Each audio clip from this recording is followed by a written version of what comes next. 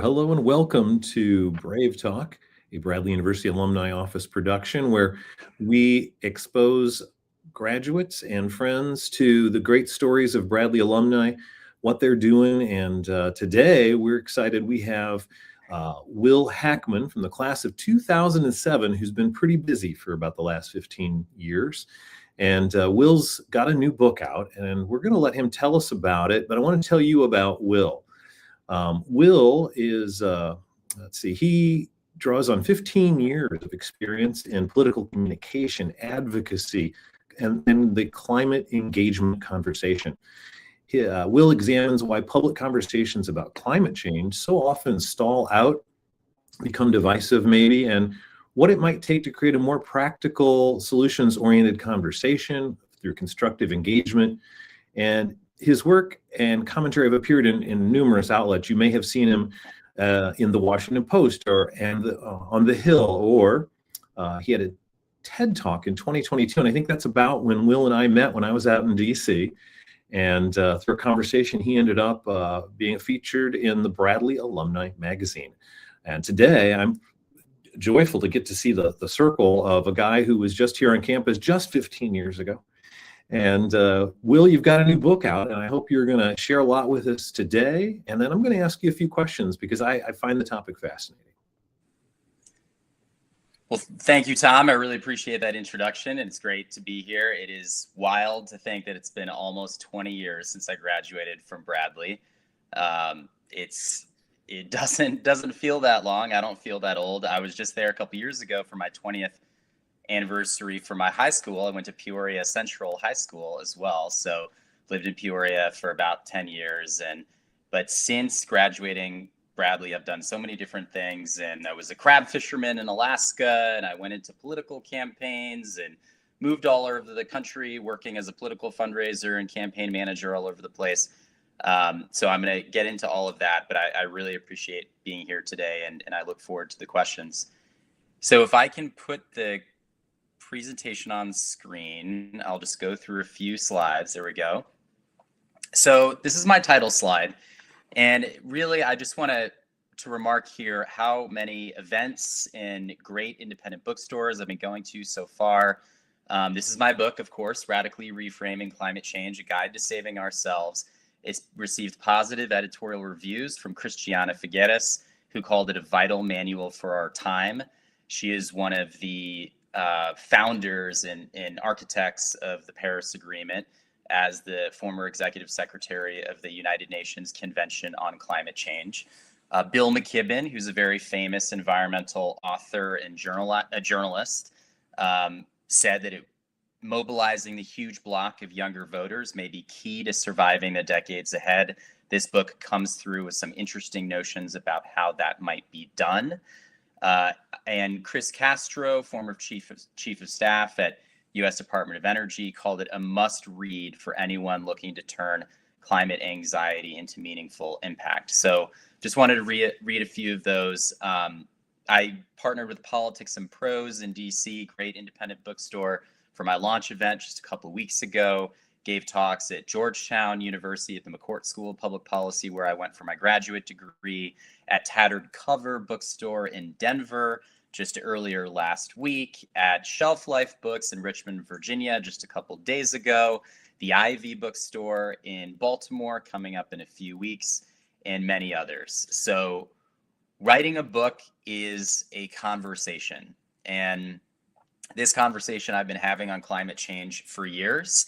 You mentioned the Bradley Alumni magazine. I've got that in my hand right here. It's a picture of me sitting on top of a mountain in Virginia, and it says "Making Climate Personal: Will Hackman's Drive to Save the Planet."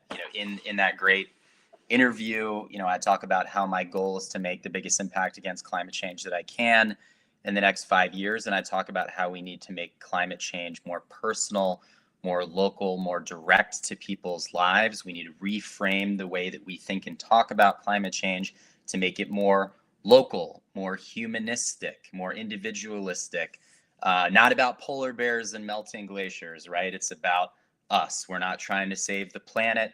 We're trying to save ourselves. And that's really the core message in my book. So a little bit about me. My background is in campaigns, as I mentioned, a crab fisherman in Alaska, a political campaigner all over the country for years. I then went into the nonprofit environmental conservation community for the last 13 years.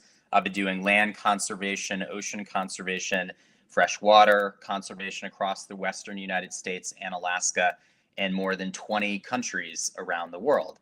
So you can see a snapshot of some of the places where I've worked, helping to defend some of these public lands: Bears Ears National Monument, Grand Staircase, Escalante National Monuments in Utah, or to expand protections for certain regions like Chaco Canyon in New Mexico. I've worked in the Tongass National Forest in Alaska. That's in the bottom right corner. It's one of the world's largest intact temperate rainforests. I've been to 4 United Nations climate conferences overseas, and I've had conversations about what keeps climate scientists up at night. So I have this background of kind of politics, issue advocacy, activism, communications, political campaigns, public policy. These are all different things, and I move across all of these different worlds and provide my personal and professional expertise, what I've learned working in this world of campaigns and advocacy for 15, 17 years at this point, ever since I graduated Bradley for the most part.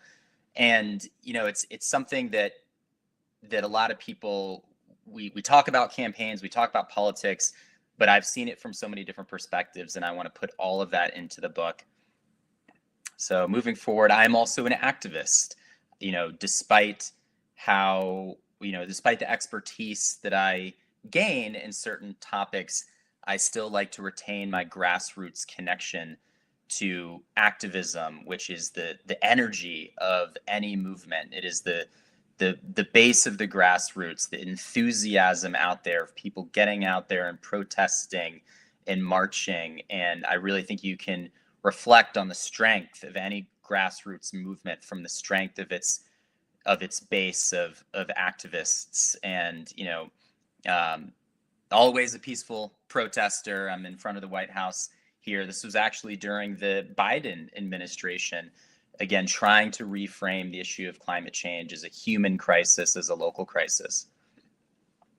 And then this is just some of my other points here. I did a TED Talk in 2022, also reframing how we think and talk about the issue of climate change, to depolarize it, to try to overcome our partisan divides and find a better way to think about the issue of climate change. And just for framing, there's the scientific reality of climate change, and then there is the issue of climate change. Very few people question the scientific reality of climate change at this point. Some people clearly still do. Some people still think it's a hoax, but most people in society, I think, are recognizing the fact that temperature is getting warmer, global warming is happening, climate change is occurring. We're seeing these changes all over the world. The thing that is polarized, the thing that we're stuck on, the thing that pushes people into their partisan divides on both sides of the issue is the issue of climate change, how we're thinking about the issue, how we're identifying from a personal, ideological, political, emotional perspective, and how we're thinking about the solutions to that issue. We're going to talk a lot about issue identification tonight. We have to build issue identification on the issue of climate change itself.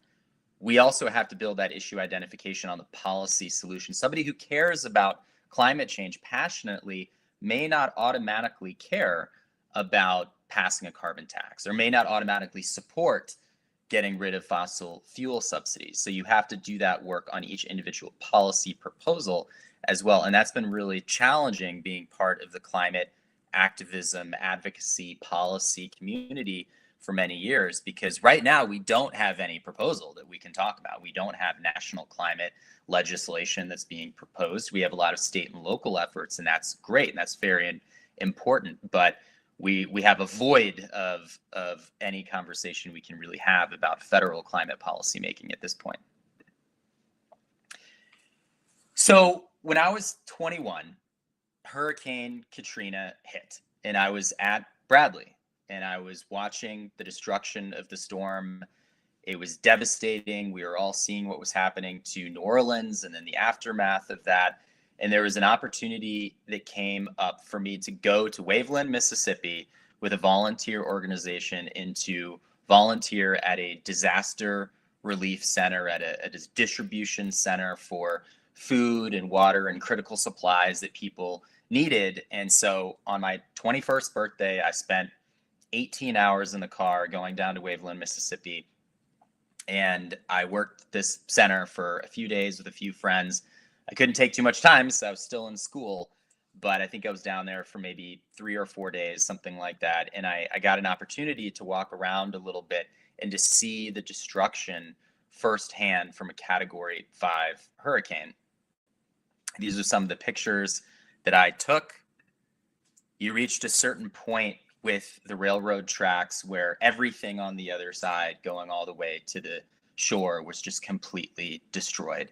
You know, houses picked up and dropped on the middle of the tracks. This photo, you know, I can't believe that I took this, you know, years later, kind of looking back at this iconic American photo of a red Corvette with a USA 1 license plate and a John Deere tractor sticking out of the back of it. I mean, you know, you can't make this up. You know, this is what I saw. And you clearly, there was a brick house standing on that same spot, and all you can see are the bricks left from that house. These are just some more pictures. Cardboard identifying where somebody's house used to be so that FEMA could know where to come. So this was my first experience with the personal face of climate change. And this has had such an impact on me because as climate events hit us, as weather events, extreme storms, flood, fire, hurricane, anything else that we're seeing, you know, we don't often think about it from a human perspective. We talk about the weather, we talk about the storm surge, we talk about, you know, melting glaciers and polar bears. And this is the imagery and the messages that we're seeing in the press, in, you know, that certain policymakers are using. There is no planet B signs that you see in a lot of activist circles. And so where is this disconnect? Because for me, you know, I've seen the personal face of climate change now, and I have other stories that showed me what climate change can do to us as people, as individuals, as communities, you know, wiping an entire community off the map and people struggling just to find clean water. You know, Hurricane Katrina was proven to be made worse by warming waters and a rapid intensification in the Gulf of Mexico. And you know, when you have that water at the top of the water column that is so much warmer, it also strengthens storm surge. So the height of the storm surge coming in and ripping down all of those buildings was also much higher than it would have been, you know, just 50 years ago, 60 years ago. So this is what we typically, when you ask anybody, what do you think about the issue of climate change? What do you think about environmentalists? What do you think about climate activists? These are the message. These are the images that they clearly are giving. And I really like this one. This is the image that I think of. You know, there are many images like this. It is fire and brimstone on one side, Garden of Eden on the other, with a human hand holding the entire world in its palm. And this is all about saving the planet, you know, that we have the ability to save the planet as humans. But there's nothing inherently humanistic about this photo except for the white hand that's holding the world. there's nothing that connects with people. There's nothing. It's like, what does this mean to me? What does this mean to my life, to my community, to my kids, to the things that I care about? These are just blank, meaningless images for most people.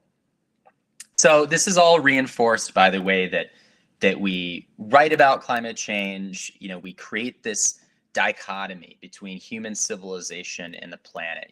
Human beings are destroying the planet. We're a million species are at risk of extinction based on human impacts. Could humans really destroy all life on Earth? And again, we have a million representations of this. And I'm just making sure that my video isn't frozen here. Tom, can you still hear me okay? I can. Yes, you're looking Okay. good, sounding good. Great. I was jumping around a little bit on my side, but I think if it's good, I'll just keep going. No, you're good. And I'll add this. I'm starting, as I watch and listen, I'm beginning to imagine some questions people might have. So I want to encourage people. There is a feature where you can type a question, and at the end, I'm going to come back and I'm going to ask Will a couple of questions. And if you have one there, we'll queue that up and make certain that we get the answer to your question if you're able to watch this live. This is also being recorded, so you might be able to catch it afterwards. But if you're watching it live, we sure wouldn't mind seeing a question appear, and I'll facilitate those coming up. But thanks for letting me remind people, and I'll let you keep going in this direction. I appreciate that. And I'm not going to keep going for too much longer because I really want to take a lot of questions and get into some of the back and forth. But I think it's useful to see. I talk about a lot of the images and messages and tactics that we've been using within the climate movement for years. And I think it's very useful to see some of those on screen. So what am I proposing? So I think we have failed in many ways in the climate movement to connect with people on this individual, personal, local level that I keep talking about. And we have connected with some. We have a base of climate supporters. We have the people who are alarmed and concerned about the issue of climate change. It's about, 50 to 60% of Americans. And that's great. It is technically a majority of Americans, but for anyone who studies politics or understands, partisan divides, you're not going to get anything done with a 52% majority or even a 60 or 65% majority. We need a lot more people to care about the issue of climate change. So it's great, nature-based messages work well for me. They don't work well for everyone. And so we've hit this base of support on the issue of climate change. Now we need to think about expanding into those new audiences, reaching new audiences, and more people are reachable on the issue of climate change. The Yale program on climate communications has done great work on this topic. They've identified six distinct audiences. It's the Global Warming Six Americas study by Yale. Highly recommend you look it up. It is also in my book. I talk about it a lot. So there are six distinct audience groups for how people identify with and respond to the issue of climate change. And only 10%, one category, the dismissives, that's the only category of people who are not reachable on the issue. Those are the climate deniers, the people whose entire identity is tied to being against the issue of climate change. And that's just 10%. So 5 other categories, 90% of the American population is reachable on the issue of climate change. They're open to climate conversations, but they're not all as alarmed and concerned as we are. They are in distinct categories. They have to be approached in different ways. And the way that, many suggestions that I make within my book is that we can approach people with the best practices of any movement, of any campaign. This is issue advocacy 101. How do we connect with people? We connect with people on these emotional and visceral levels. We show them what this issue means to them in their lives, in their communities. And I'll skip forward a little bit more, but this is all about increasing issue identification. This counters polarization and ideological shutdown. So I'm just going to show this briefly as well. If you don't believe me in terms of how many people are not quite there yet on the issue of climate change, this poll is great. It's from the Pew Research Center, and it shows that only about 57% of US adults believe that climate change is affecting their local community a great deal or some. Again, that is a majority technically, but only 78% of Democrats, or 78% of Democrats believe that that is true. Only 32% of Republicans believe that is true. So there's your divide right there. So the number that I use, the number I talk about a lot, is about 50% of the country just isn't there yet. 50% of the country doesn't see climate change affecting their local community a great deal or some. Again, 20% of Democrats, but only 32% of Republicans really see it impacting them. So we have a lot of work that we still need to do within the climate movement, within climate activism. That's what my book is about. It's about reframing how we think and talk about the issue of climate change. I include chapters on making change at the personal level, at the local community level, at the federal level. It's all about empowerment. It's all about providing clear action steps and a guide that anybody can take to get out there and make change on the issue of climate change. I wrote the book about climate change, but it could really be applied to any issue that people care about and want to make change on. One other thing to mention here is that I've got a series of message frames that I include in the book. One of them I really like is the Earth doesn't care about you. So this is a message I delivered in my 2022 TEDx in DC. And this is intended as a kind of wake up to the Save the Planet message, a direct kind of comparison and response to the Save the Planet messages. The Earth is going to be just fine over 100,000 years, a million years. The Earth literally does not need to be saved. And so why? I love this. I love this article, or this alumni magazine cover, but Will Hackman's drive to save the planet.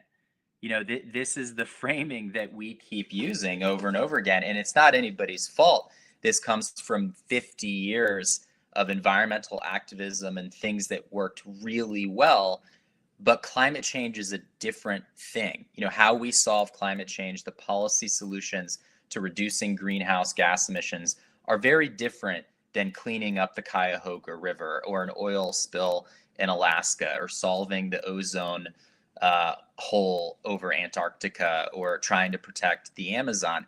And so this idea that we're trying to save the planet, again, it takes us away from our direct personal connection to this issue. So in order to kind of shake people out of this thinking, I tell people that the Earth doesn't care about you. And it doesn't. We're not doing this to save the planet. The planet literally does not need saving. We are the ones who need to be saved. We are doing this for our own self-interest. There's a self-interested case to make on the issue of climate change. If we don't solve this issue, humanity is going to be in serious trouble.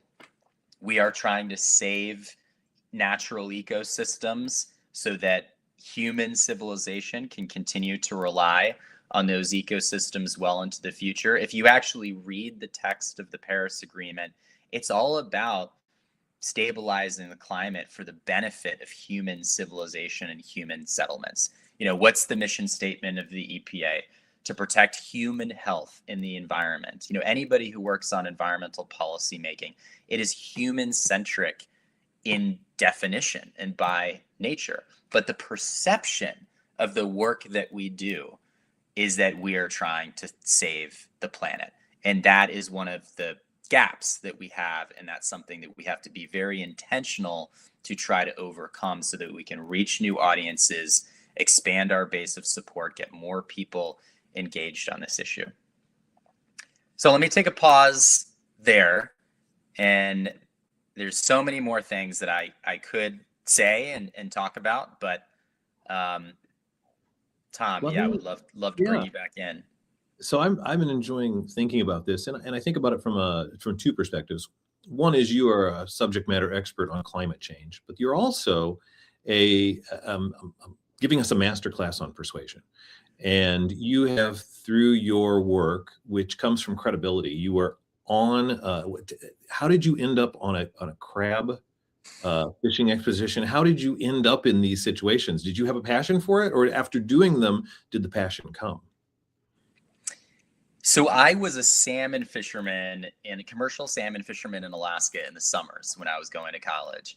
And it was a job that I got connected with through a friend of the family, and I just started going to Alaska while I was in college. And it was a life-changing experience. And Alaska is one of the most beautiful places in the world in the summertime. But I would always hear the stories about crab. And so when I graduated in December of 2007 from Bradley, and I flew to Dutch Harbor, Alaska, bought a one-way ticket. My friends thought I was crazy, but I showed up in Dutch Harbor without a job, and I walked the docks, and I got myself on a crab boat within about 4 or 5 days. And so I did a season of Apelio snow crab and Bairdi Tanner crab. And Alaska in the winter is very different than Alaska in the summer, especially being out in the Bering Sea, which is one of the world's most violent oceans. I have a lot of stories that I put into the book, including crashing. We all almost died. That's in the book. What I learned about being out on the water, what I saw in terms of the changing face of the ocean, and then going into work in ocean conservation throughout my career. A lot of that was informed by my time living out in the ocean in Alaska. So I'm so glad that I did it, because it formed the foundation of a lot of the work that I do today. And it gave me insight into the fishing industry, which is, something like 2.5 billion people around the world rely on fish as the primary source of protein. So again, as we're talking about climate change and the impacts of climate change on shifting fish migration patterns all over the world, fish are going to different places. They're going further north. Their ecosystems are being destroyed. They are in different places than they once were. And for billions of people around the world, that's a food security issue. That's a national security issue if populations can't feed themselves. And so these are the conversations that we should be having about climate change. There's so many direct consequences to the warming world that we can talk about. But to your point about persuasion, I'm a campaigner. That's my entire professional experience at this point. I consider myself a campaigner. I have developed this expertise in policy and everything else, but at my core, I am a campaigner. And what are the two things every successful campaign should think about? What do you want to say, and who do you want to say it to? So we spend a lot of time thinking about what we want to say. And this is true in our careers. This is true in campaigns and movement building. This is true in our personal relationships. This is true with our boyfriends or girlfriends or spouses. We spend a lot of time thinking about what we want to say. Do we spend enough time thinking about our audience? What are people going to hear? How are they going to perceive our message? Are they going to listen to what we think we want to tell them? Do we need to think about their perspective, put ourselves in their shoes, figure out how we can meet them where they are so that we can have a more effective conversation? We can't keep trying to tell people everything we want to tell them on the issue of climate change. We have to sit back and listen and try to figure out a better way of meeting them where they are. I love it. It's a more practical approach than getting into these arguments. I think you're looking for some common ground. And one of the best ways, I think, is to visualize what it would be like if we had a future that we could all be aspiring to. And you do that in the book. You visualize a future where we've adapted to the climate change, we've made changes. What is your optimism level about that? Has this experience made you optimistic that's something we could see? Yes. So 2 answers to that question. the positive vision for the future, or just any vision for the future, is extremely important. It is important for us to know what we're working towards. And it has to be positive. You can't build a successful campaign or movement on a negative vision of the future. We know what the end of the world looks like. We have tons of movies and TV shows and books about the zombie apocalypse and about the climate Armageddon and, sand dunes stretching to the horizon. I mean, we literally can't get enough. There's some of the most popular pop culture representations of the future that we have. We consume them no matter how many come out. We don't have a sense of what a positive climate future looks like. And this isn't just me saying this. Dr. Ayanna Johnson also writes in her book, What If We Get It Right? She talks about the failure that we have in vision right now, that we need a more positive vision of the future coming from our elected officials, coming from our activists and advocates. I think a lot of elected officials are trying to communicate a positive vision of the future, but our advocacy and activist base is driven by doomist messages. And this is partly some of the climate authors contributing to this. You literally have a burning planet on the cover of your book. And this has been what a lot of people have been reading and hearing on the issue of climate change for a long time.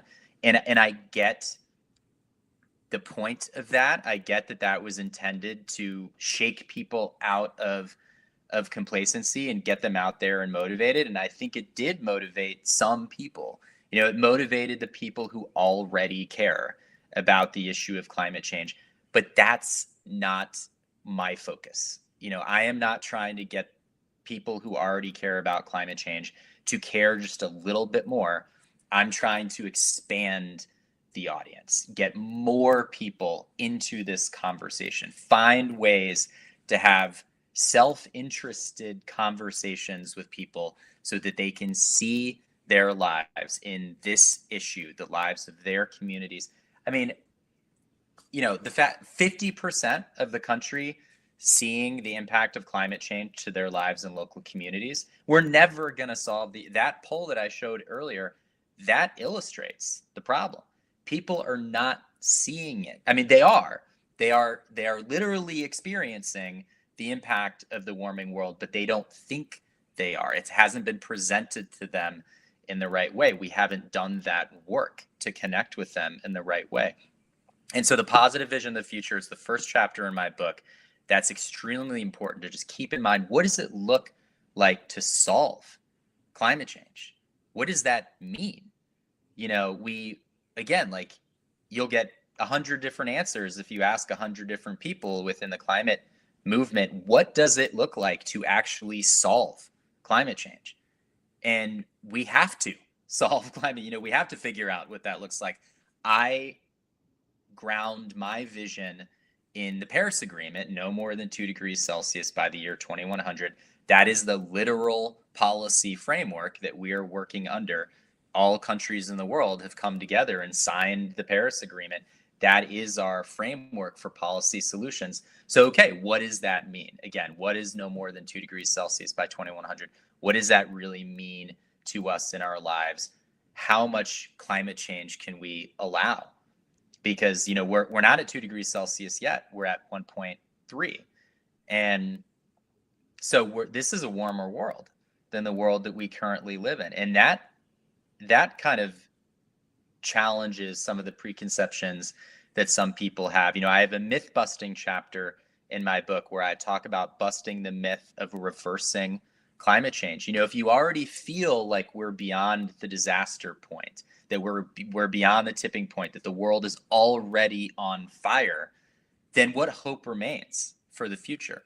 And again, looking at the goals of the Paris Agreement, we literally have not gone over that threshold yet. As soon as we hit 2 degrees Celsius, if we hit it by 2030 or 2050, we have big problems. And then we're on our way to 3 degrees Celsius or even higher. But again, getting into this conversation about degrees and what that really looks like. It's so amorphous for most people. The point that I'm trying to make is that we will not reverse any of the climate changes we are currently seeing. In fact, they're going to get worse, even under our best case scenario, which is the 2 degrees Celsius scenario by 2100. So how do we think about that? How do we live in a forever changed world? How do we better adapt? How do we make our communities safer? And this isn't throwing in the white flag on climate mitigation by any stretch of the imagination.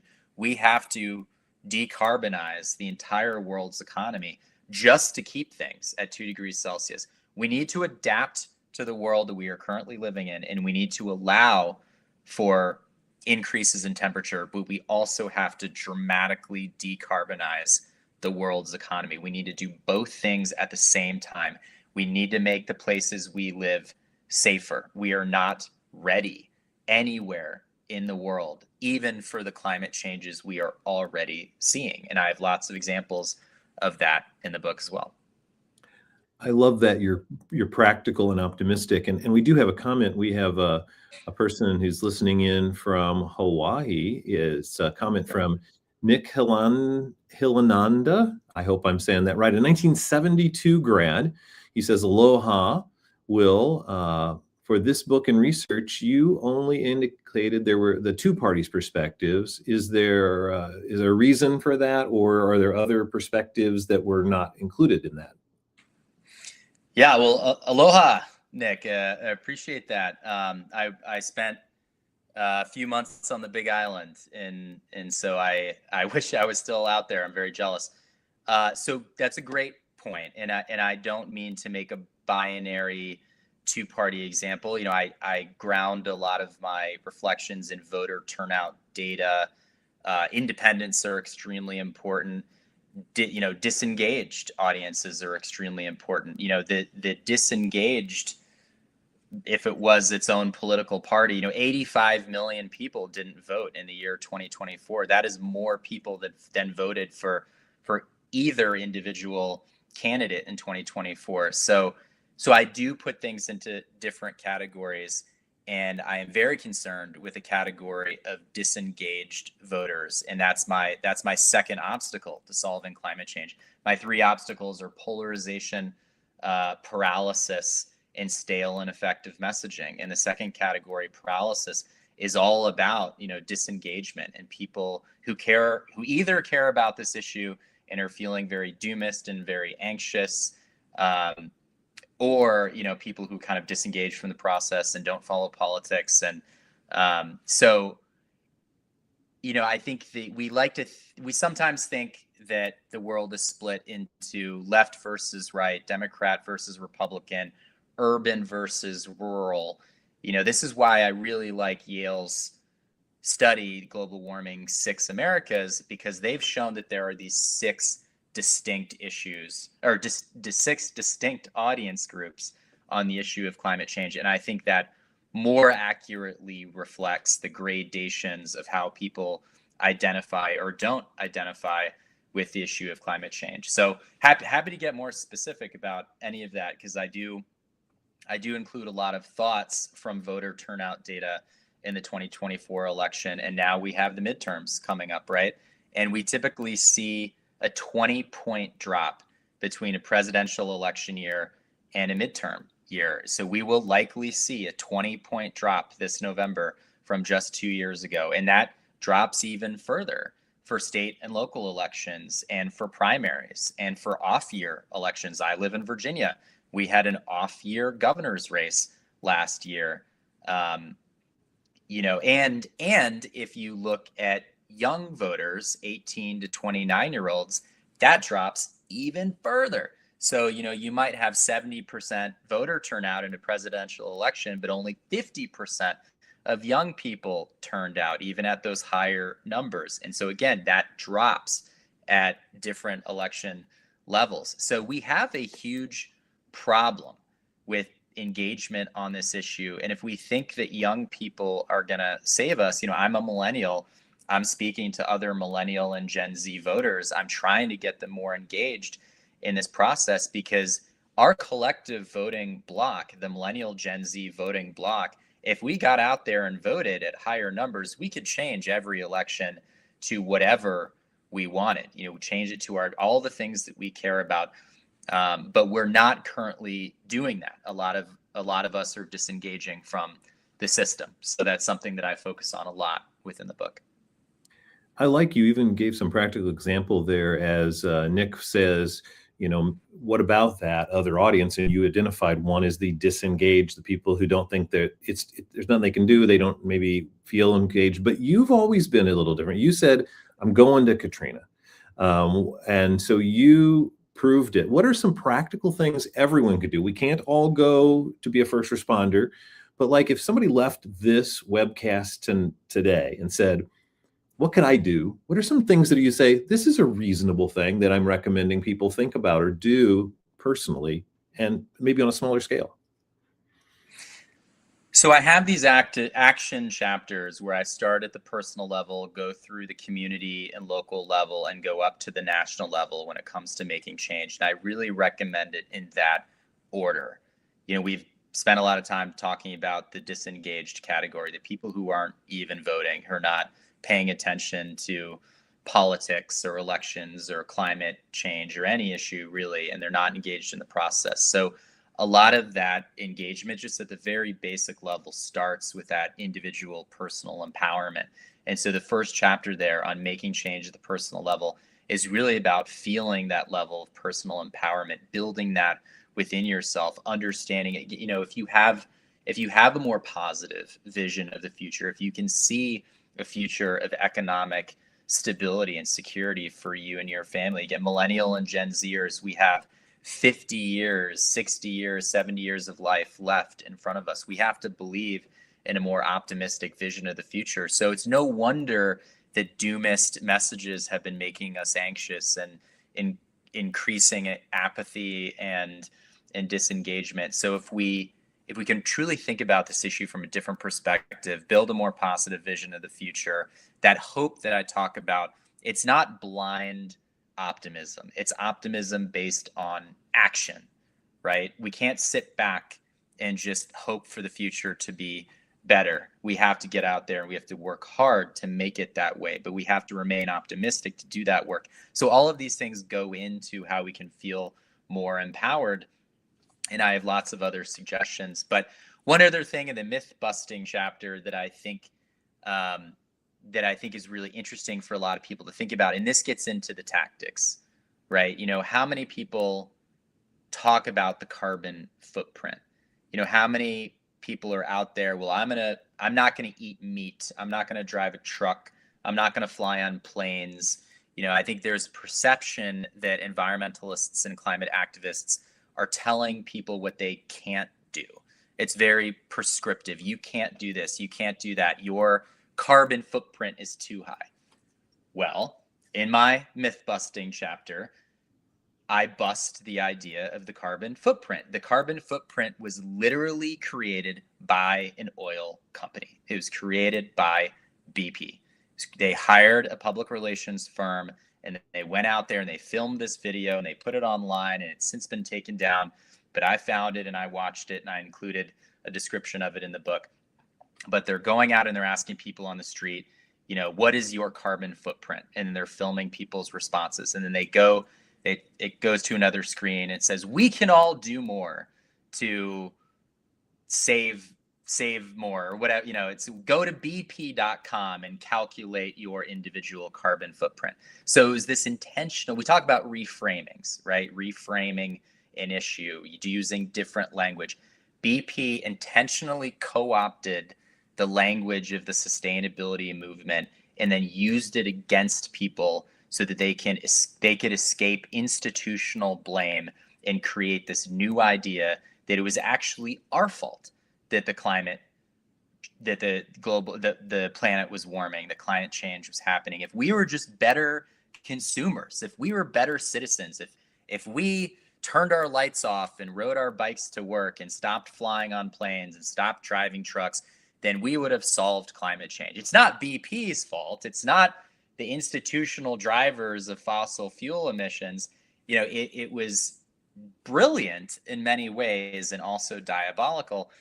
And so climate deniers have been keeping up this narrative for decades. And unfortunately, many climate activists have taken over the torch from big oil, and they've been blaming and shaming each other. And this stuff goes viral online all the time. And it's a complete distraction. Was intentionally created to divide us and to confuse the issue. We will not solve climate change by focusing on the individual carbon footprint. Personal action is important. Personal empowerment, voting, everything that we've talked about, and there are many other suggestions that I make in the book, there's a lot you can do on the personal level, but focusing on individual carbon footprints will not solve climate change. And so that is a very clear kind of tactic that is used that we need to end in the climate movement. I like that perspective. I hadn't heard it before, and it makes me think about other things you can reframe. You've probably been asked either through your policy to guide people, or when you've been speaking on this topic that you're so passionate about, reframe some things. What are some, can you think of any examples where someone said, I'm not giving it up, and why is it this, and why, and you say, let me reframe that. Is there any common reframes that might help be something new to think about, something that you could find this language is more effective than the old language? Yeah, I have a few different message frames that I introduced in the book, but let me do this. So, what does climate change personally mean to you? Or if you're asking me, I'm asking you this question.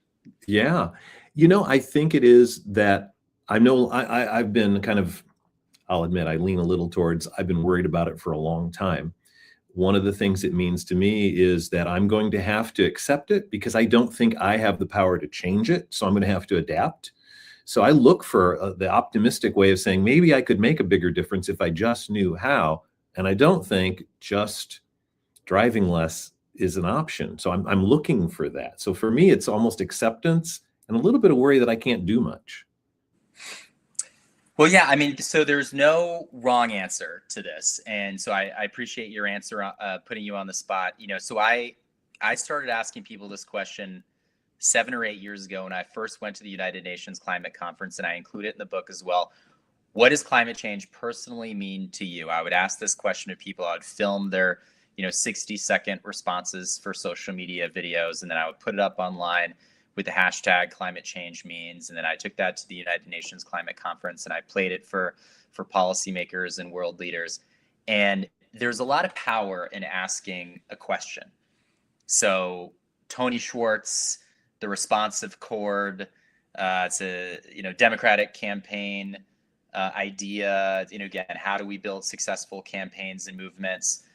Frank Luntz, who's a Republican pollster, talks about tools of effective communication.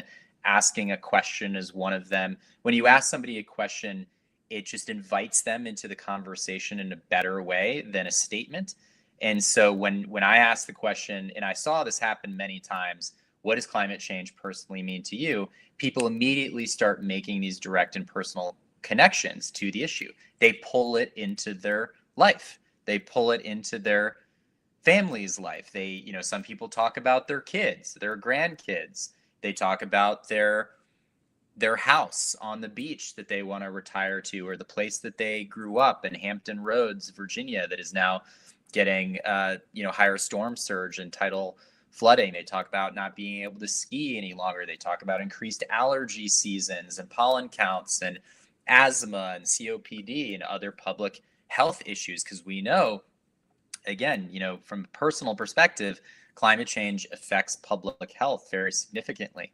So even people who were skeptical about the issue of climate change, people in my family who I knew were borderline climate deniers, they submitted videos, and it was fantastic. And they're like, well, I don't really know, but I think it has something to do with weather, and so they tried, they engaged in the conversation. I think it's very hard just to come from a human perspective to ask somebody a question and for that person to not at least start answering and start making those connections within their own mind to the question that you're asking them. So that is one example of a way that I think we can instantly reframe this issue to make it more personal, direct to people.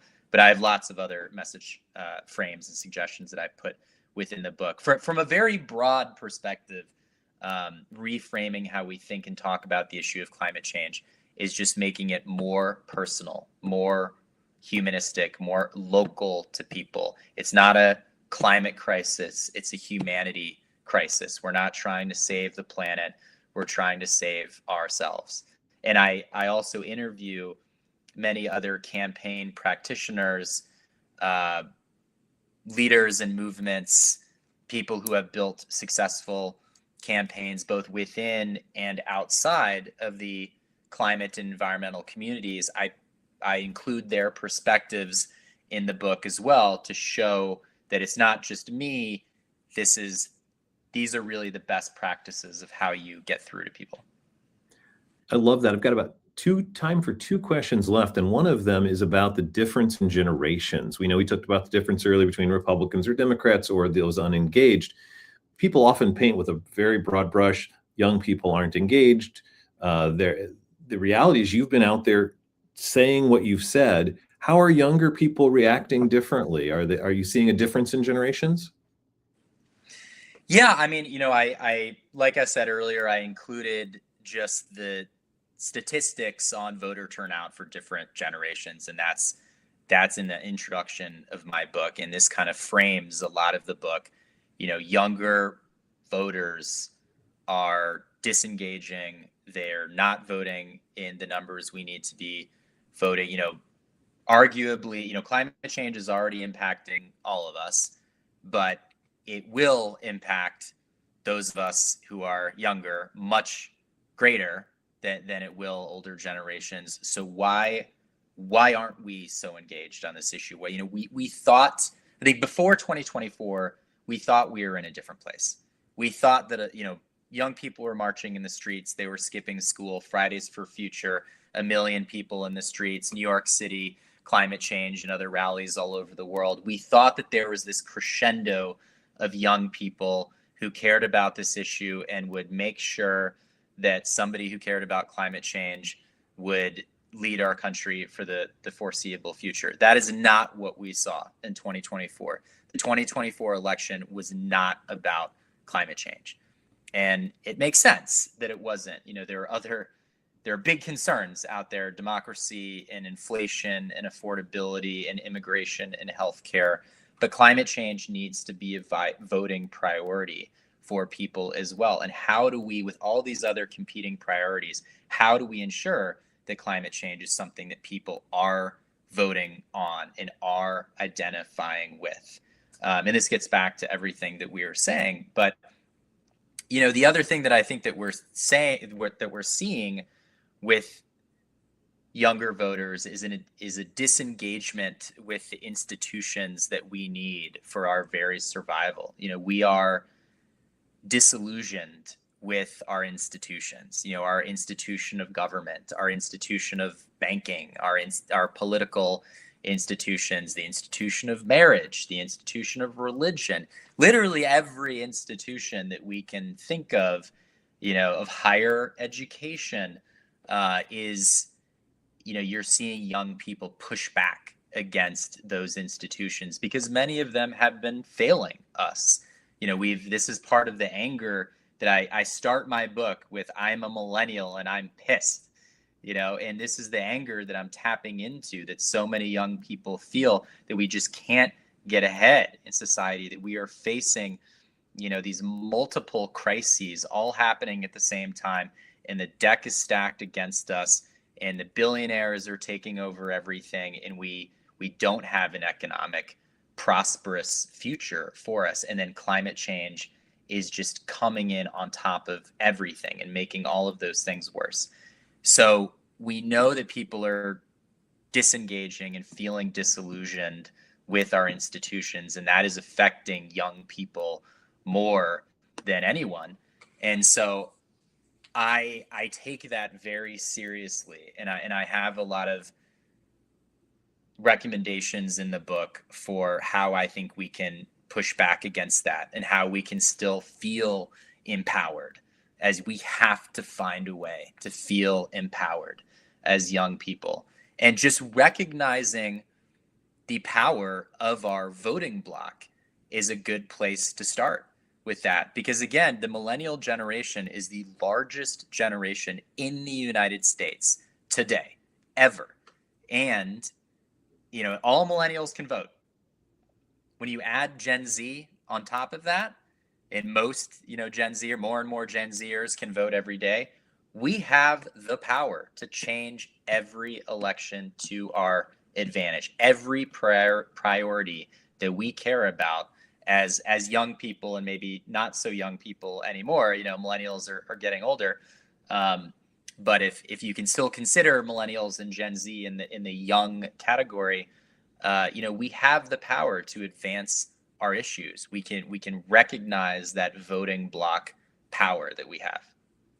That's really strong. I'm so glad you're ending there. So when people leave this webcast, they can leave with a sense that it's doable. We can make a change. There is something, as opposed to this easy to do. There's nothing I can do about it. It's the way it's going to be. I think your optimism started at that point. You pointed, you know, you are pissed, so you want action, and action is worth it because change can happen. I love that packaging of a message. I haven't heard that packaging, so I think your book is incredibly welcome in this space. But as we wrap up with just 2 minutes to go, I have to change the direction on you. As the alumni director at Bradley, and very proud of the work our alums do, like yourself, is there anything you take from your Bradley experience that has helped you make a difference in your work? Yeah, you know, I was going down a different path in high school, and in that path may not have been the most productive path for me. You know, Peoria Central, and lots of my friends at Peoria Central, I think, have had similar experiences. Not to say anything about the high school, you know, there were lots of great people and lots of great teachers there as well. But Bradley opened my eyes to the world of higher education, and I feel very, you know, I am privileged that I had the opportunity to go to college. Most Americans don't have a college degree, and I've worked in blue collar jobs as a fisherman and in construction, in the service industry. I've been a waiter and a bartender and a cook and a dishwasher and everything else. And I still see myself in many of those blue collar jobs. That's where I came from. That's how I grew up. But being able to go to college, to go to Bradley, it opened my eyes to the world that's out there. And everything that I've been able to do in my career has been a result of that initial education, and just feeling, it was like Plato's allegory of the cave. You know, I got to college, and I recognized that there was this large world outside of my small community that had existed in high school. I was in a very kind of internally looking community that didn't really think about the future. We didn't think about the consequences of our actions when we were in high school, and we didn't think about the world. You know, we didn't care about the world. We didn't care about politics or international relations. I studied international relations in college, and I, for the first time, you know, went to other countries and really saw the way that people live in other countries. And so it gave me that foundation. And I'm not saying that everybody needs to go to college in order to feel that way, but for me, it opened up my eyes. And so it was an incredible experience. I'm very grateful to Bradley for that. Well, I'm very glad that you had the experience and you're out there making a difference, representing the alumni very well at Bradley, and also changing the world. And as we wrap up here, I want to thank those of you who tuned in and found this useful. Note that the Brave Talks is a feature of the Alumni Association that you can share. So Will, if you have people that you say, hey, I want to get a clip of this, send it out there. If you are listening in Hawaii and you say to yourself, I liked this, let me send it to a friend. This is a talk I think worth having, and I'm glad that we've been able to have it today. For Bradley University, for Will Hackman, for the Alumni Association. Thank you for joining us at Brave Talks. Will, keep it up. We're proud to have you. Thank you so much. I really appreciate it.